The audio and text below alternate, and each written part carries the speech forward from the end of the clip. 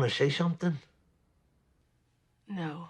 That is the moment everybody remembers, but the real weight of that line is built much earlier. The episode starts earning it the second Melfi walks into that stairwell. From there on, every scene adds one more layer. First, the attack takes away her safety. Then the hospital shows how little comfort there is even after it is over. Then the legal system fails her. Then the world goes one step further. It shows her abuser smiling on a wall. Then Elliot becomes the place where she finally says what the real temptation is. Then the dream strips that temptation down to its rawest form. By the time Tony asks that question, the episode is not asking whether Melfi is hurt. That part is obvious. What it is really asking is whether she is willing to use Tony as the answer. The stairwell scene works because nothing about it feels heightened in the wrong way. The show does not turn it into a flashy suspense sequence. It does something worse. It makes the space feel blank. The stairwell and the garage are the kind of places people are not supposed to think about. They are just part of the route between one safe place and another. That is why the atmosphere matters so much. The walls are dead, the lighting is ugly, the whole area feels emptied out. It is a space with no human warmth in it at all. Melfi is usually filmed in environments where she has some control. Her office is measured and stable. The room belongs to her. Here, there is no sign of order protecting her. The scene does not need to tell you that with dialogue. It is already there in the location. Once the assault begins, the language gets cut down to the bare minimum. Shut up. Don't turn around. I said shut up. That matters because Melfi is a character whose strength usually comes through speech. She listens, interprets, and keeps control through language. Even with Tony, that is how she holds her ground. In this moment, speech is not a tool anymore. It is gone. Language is now just command. The person who usually creates distance from chaos by putting words around it is suddenly trapped inside something that leaves no room for distance at all. That is part of why the scene feels so ugly. In most of The Sopranos, violence comes with context. Someone crossed somebody, someone is making a move, someone is settling a score. The violence is still brutal, but it belongs to the logic of that world. Here, there is no logic, no underworld code, no strategy, no power struggle, just violation in a dead public space. The show strips away every layer that might make violence feel familiar inside this series. What happens to Melfi is not mob violence. It is not even dramatic in the way television usually makes violence dramatic. It is random, physical, degrading, and ordinary in the worst possible sense. Then the episode cuts to the hospital and immediately changes the kind of pain without making it any smaller. Now the attack is over, but Melfi is still trapped inside it. The fluorescent light, the examination, the police questions, the people surrounding her, none of it feels like relief. The strongest line in the hospital scene comes early. I just want to take a shower, okay? We'll be done here soon. There is a reason that line lands harder than some larger speech would. It is not a thought-out statement. It is an instinct. She does not begin with justice or anger or explanation. She begins with disgust. She wants the entire experience off her body. That line says a lot about how the episode handles trauma. It stays close to the physical reality of it before moving into the moral reality of it. Melfi is not suddenly transformed into some eloquent symbol of suffering. She reacts like someone who feels contaminated by what just happened. The assault has ended in a technical sense, but she still feels touched by it, still feels inside it. That is what the shower line captures. The people around her all react in ways that make sense, but the scene keeps showing how limited those reactions are. Her son bursts out with, I'm gonna kill these motherfuckers. Jason. Fuck it, Dad! The anger is real, but it is also useless. It fills the room, and that is about all it does. Richard is furious too, but his fury does not create safety or calm or clarity.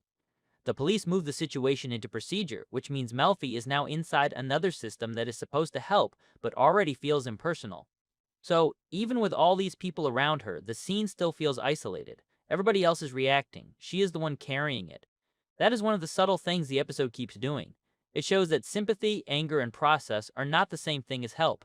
They may be honest responses, but they do not close the gap between what happened and what she is feeling. Melfi is surrounded, but not reached. That carries into the way she handles the truth afterward. When Carmela calls, Melfi says, A little car accident, but I'm fine. Oh my God. You weren't hurt, I hope. Well, my knee got the worst of it. Those lines do not just function as a lie to get through the moment. They show Melfi reducing the event into something socially manageable. A car accident fits into ordinary life. A bad knee fits into ordinary conversation. What actually happened does not, so she makes it smaller. Not because it is small, but because shrinking it is one way to stay functional.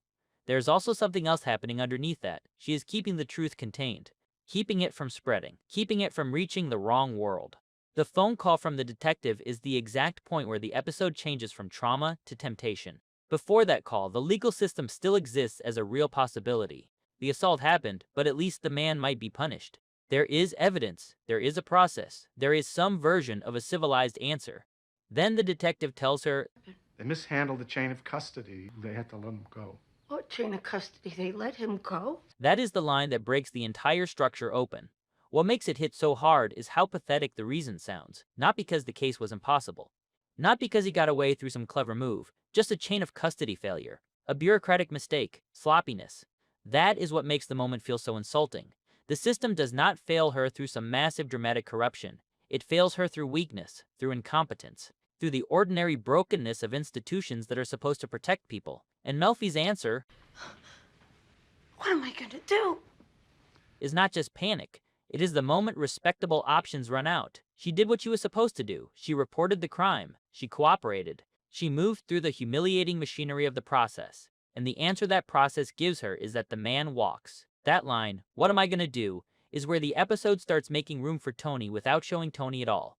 Once the law fails, the mind immediately goes somewhere else. Somewhere effective. That is also why the argument with Richard is so important right after this. He starts talking about protection, about what should have happened, about her not being alone.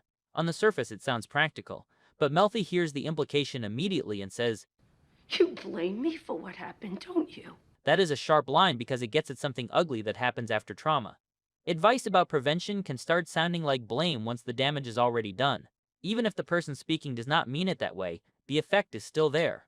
Richard is trying to do something, but the scene makes it clear how quickly his version of help starts failing her. Well, how many times did I tell you to call the security guard when you left work? He also cannot help turning the situation into something mixed up with his own anger, helplessness, and pride. He is upset, but he is not staying inside her experience.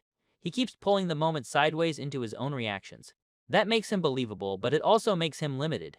The scene does not paint him as evil or indifferent. It shows something more frustrating than that.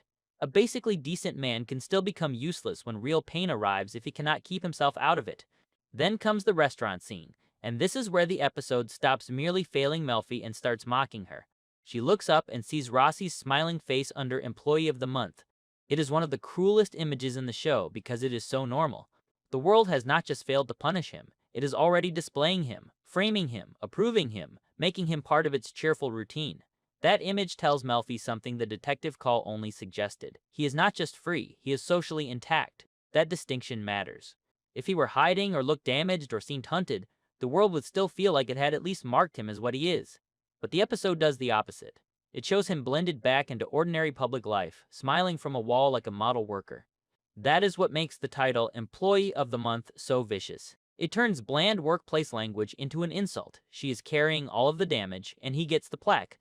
By the time she sits with Elliot, the episode is ready to let her say what the whole thing has really become. No feeling has ever been so sweet as to see that pig beg and plead and scream for his life because the justice system is fucked up, Elliot. That line matters because Melfi is no longer trying to manage or minimize anything.